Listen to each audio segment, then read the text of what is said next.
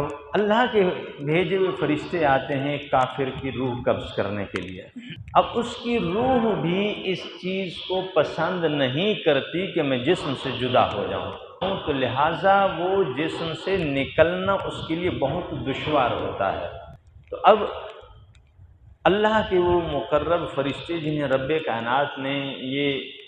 فریضہ سونپا ہوتا ہے، وہ اس کے جسم میں گھس جاتے ہیں، اس کے جسم میں گھس کر اس کی روح کو کھینچ کر باہر لاتے ہیں۔ ایک روایت کے اندر آتا ہے کہ کافر کی روح اس طرح قبض کی جاتی ہے کہ ان ملائک کے ہاتھ میں گرز ہوتے ہیں، نیزہ سمجھ لیجئے کہ وہ ہوتا ہے، وہ کافر کے جسم میں ایسے چبھوتے ہیں،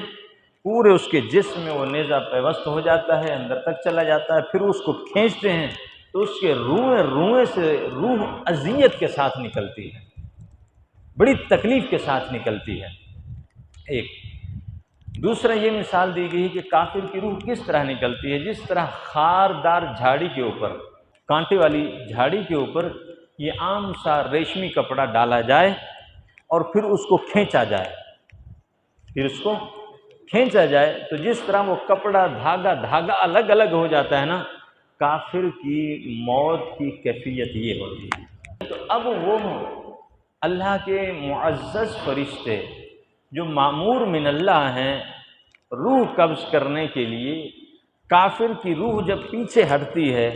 قبض ہونا نہیں چاہتی، نکلنا نہیں چاہتی، تو وہ فرشتے اس کے جسم کے اندر غوطہ لگا کر جب اس کی روح کو کھینچتے ہیں تو اس کیفیت کو میرے رب نے اس انداز سے بیان کیا، فرمایا وَالنَّازِعَاتِ غَرْقًا،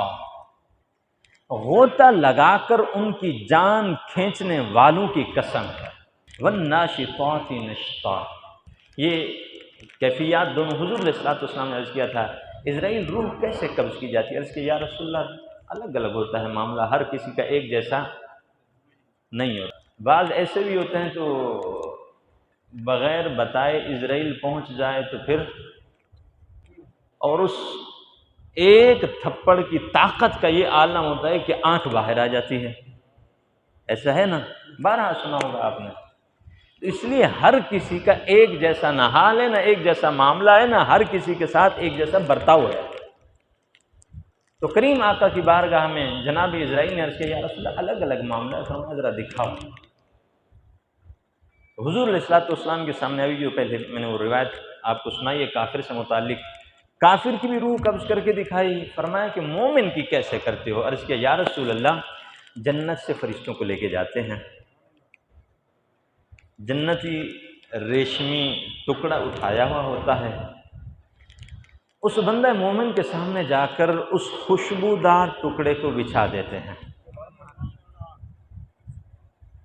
اس ریشمی خوشبودار ٹکڑے کو اس بندہ مومن کے سامنے جا کر بچھا دیتے ہیں، اور پھر کیا کہتے ہیں؟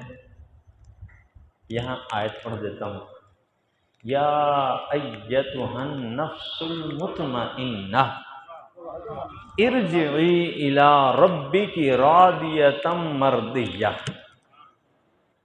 اے نفس مطمئنہ، اے مطمئن جان آ جائیے، ارجعی الی ربک، اب اپنے رب کی طرف چلیے، اب اپنے رب کی طرف چلیے، راضیۃ مرضیہ، وہ تجھ سے راضی، تو اس سے راضی، وہ تجھ سے راضی، تو اس سے راضی،